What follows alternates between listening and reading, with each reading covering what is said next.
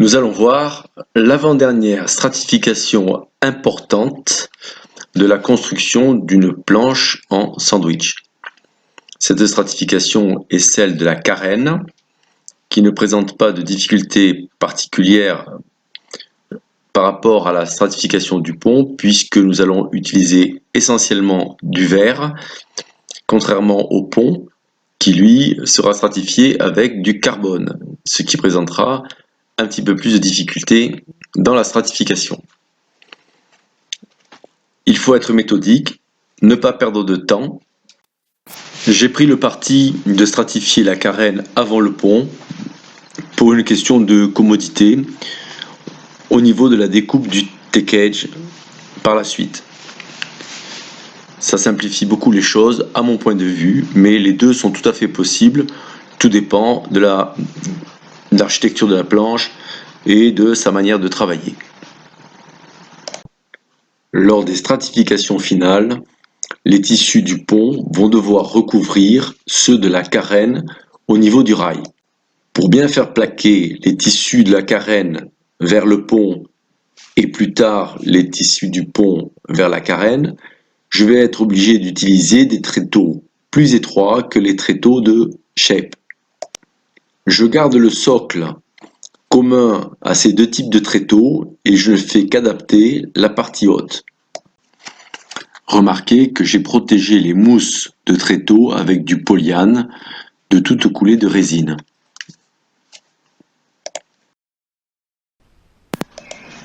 Le pain de mousse a été bien dépoussiéré et j'ai tracé dessus une limite de recouvrement entre la carène et le pont. C'est-à-dire que je remonte environ de 10 cm sur le pont pour avoir suffisamment de recouvrement et surtout pour avoir une bonne finition, qu'il n'y ait pas une surépaisseur. J'utilise de l'adhésif papier de 50 mm de large. Je vais en mettre 2 couches de manière à avoir une protection suffisamment importante. Il faudra veiller pendant la stratification à ce que les bandes de tissu imbibées de résine ne viennent pas toucher les rex, qu'elles finissent juste sur l'épaisseur du masquage en papier. Stratification carène. Donc, réservation du pont, sont masqués tout autour.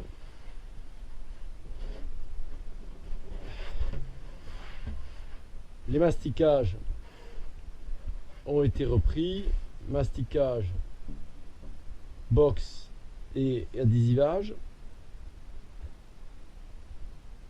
Pièces de carbone prêtes à être posées. Les gants de rechange sont prêts. Des gants ici aussi. Balance, balance.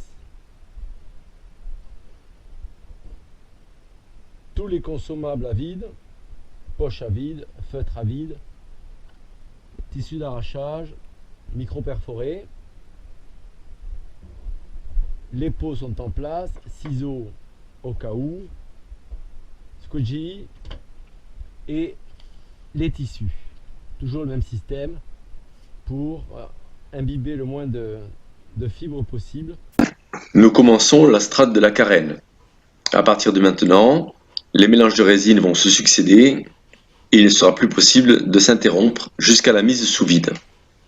J'ai fait un mélange de silice dans la résine qui va la rendre plus pégueuse, si je puis dire, avec un tact plus important. Ça va me permettre de maintenir les tissus lors du recouvrement du pont sur le retour du rail. Je le passe au pinceau, c'est ce qu'il y a de plus efficace.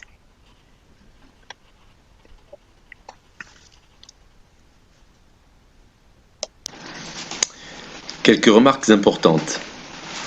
Tout d'abord sur les tissus, que ce soit le tissu de verre ou le tissu d'arrachage, j'ai fait des marques au crayon à papier.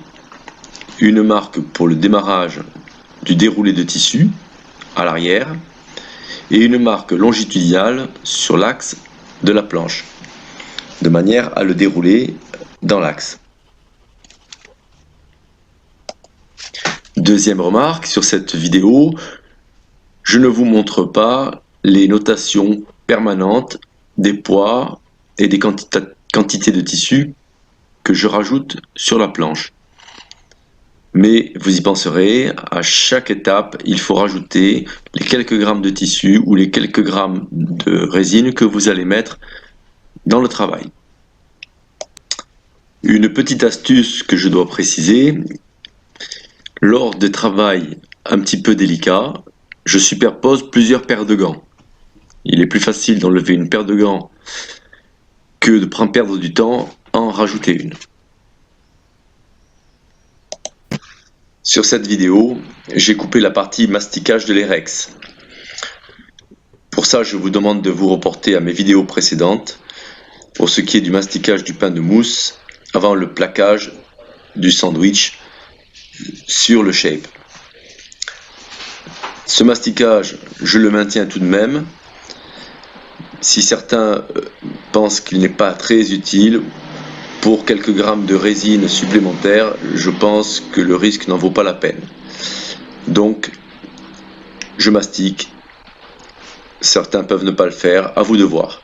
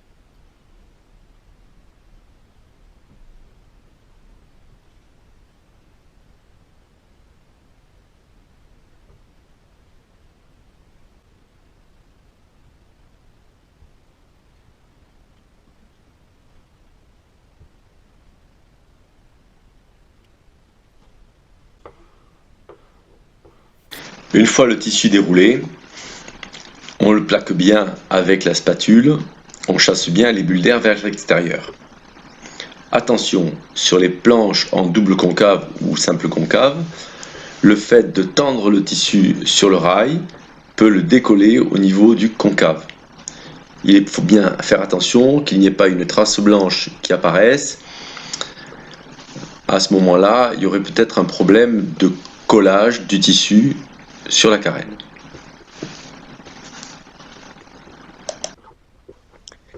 Pour finir la pose de la première couche de tissu, je vais découper le retour de celle-ci sur le pont. Je vais faire une découpe à peu près au milieu de l'adhésif de masquage. Ensuite, je vais poser la deuxième couche et le renfort au niveau de l'aileron. Et à son tour, je découperai cette couche, mais avec un retrait d'environ 1 cm. Ce retrait va permettre un dégradé régulier jusqu'au plan de pont, qui m'évitera d'une part d'avoir des finitions importantes à faire, et d'autre part, si c'est pas réussi, d'avoir à faire un masticage de rattrapage de la surépaisseur.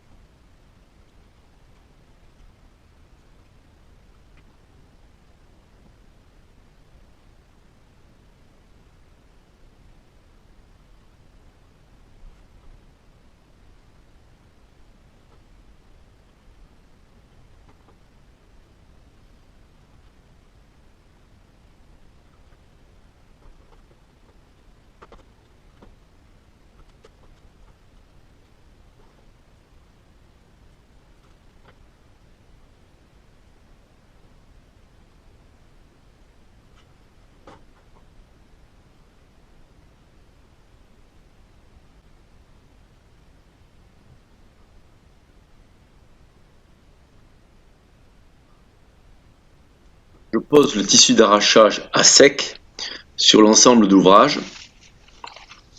J'ai repéré, comme je vous le disais précédemment, un axe que je suis scrupuleusement pour ne pas avoir à le repositionner. Le tissu d'arrachage épouse beaucoup moins les formes que le tissu de verre. Il ne faut pas hésiter à ce moment-là à faire des entailles et à le laisser se chevaucher dans les parties avec un fort arrondi ou un volume peu important sur le nez de la planche par exemple et sur l'arrière de la planche. Ne pas hésiter non plus à le faire tenir par certains endroits avec du scotch de masquage et le laisser largement déborder par rapport à la stratification.